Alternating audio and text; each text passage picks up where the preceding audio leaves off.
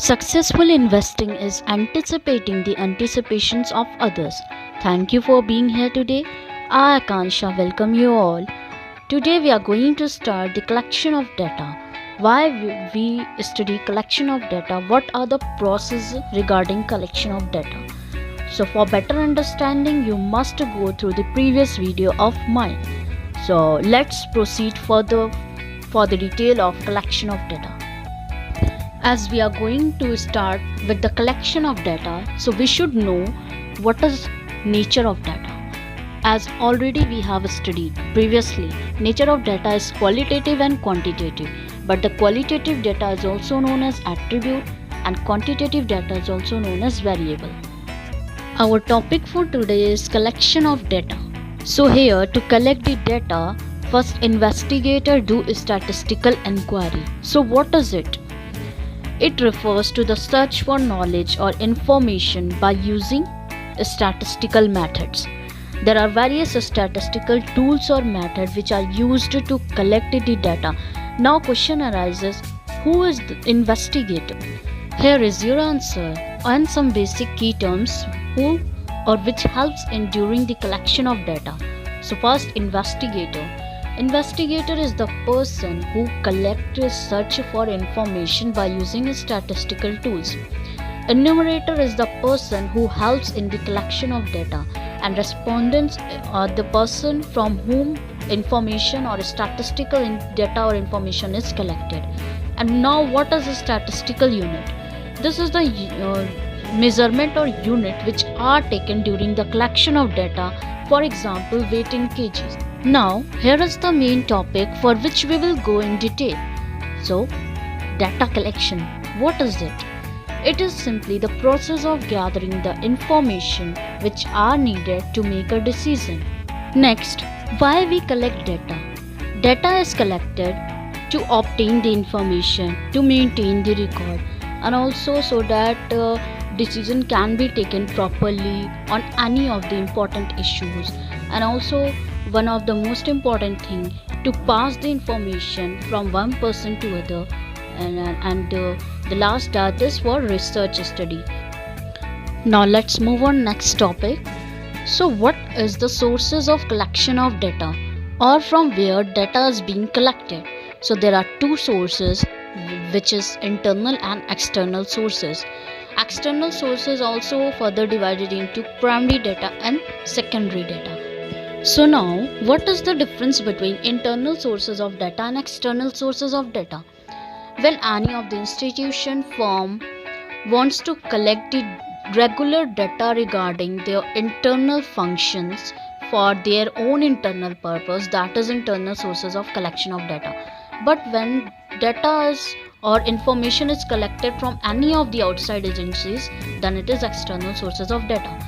I would like to add on one example here. Suppose if Reliance Group of Industries want to know the salary of their own employees, then Reliance Group of Industries will go for internal sources of collection of data. But when Reliance Group of Industries want to know the information of regarding the salary of employee of Tata Group of Industries, Birla Group of Industries, then here Reliance Group of Industries will approach towards the external sources of collection of data. External sources of data either can be primary or secondary, but internal sources of collection of data can be collected or used in any of the survey. Further, external sources of data can be collected through either primary sources of data or secondary sources of data. So first we will go for primary sources of collection of data in detail one by one. For that, we should know about the difference between primary and secondary sources of collection of data. Primary sources of data are original in nature, which is directly collected and first-hand information. But when we talk about secondary sources of data collection, that is not original in nature, which are collected indirectly and are known as second-hand information. Primary sources of data can be collected in many ways, that like direct personal interview, through indirect personal interview, information through correspondent, mail questionnaire filled by enumerators, telephonic interview. Now let's proceed in detail. Very first, how data collected through direct personal interview under primary sources. So under direct personal interview, data can be collected directly from the respondent by the investigator personally through direct face-to-face interaction. Here are some merits and demerits of direct personal interview. So merit is, it is highly original in nature and information collected through it can be trusted. But when we talk about demerits, it's very costly and time consuming and cannot be suitable where area of study is large. Next one is indirect personal interview.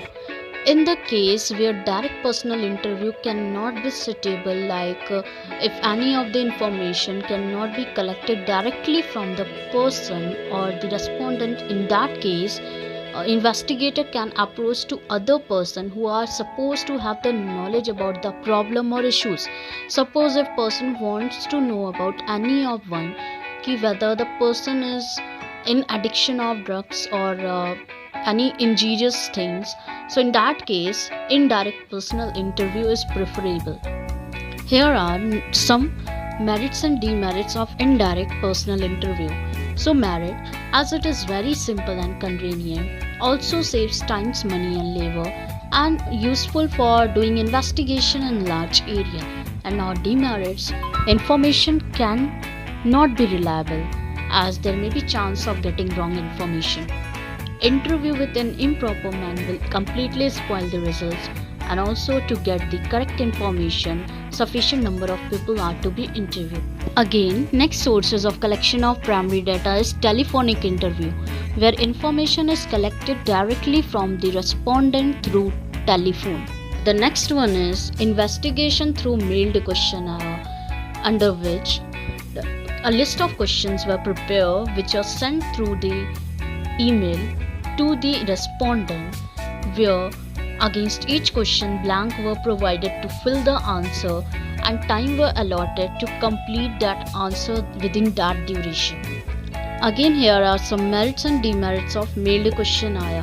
When we talk about merits of mailed questionnaire, here it's very economical and also suitable for wide data collection.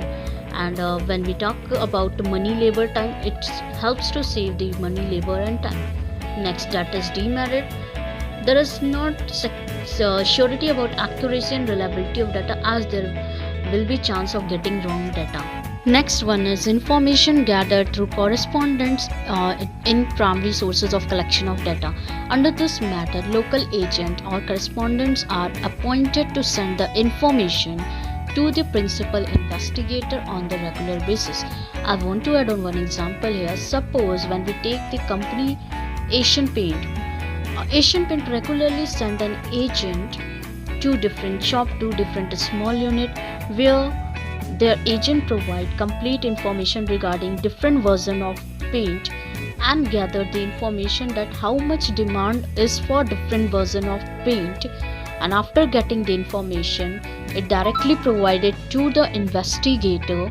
Now the last sources of collection of primary data is questionnaire filled by enumerator, where a skilled enumerator were hired by the investigator, in which a list of questions were prepared by the investigator given to enumerator, where directly enumerator will take and gather the information from the respondent and fill that questionnaire provided by the investigator.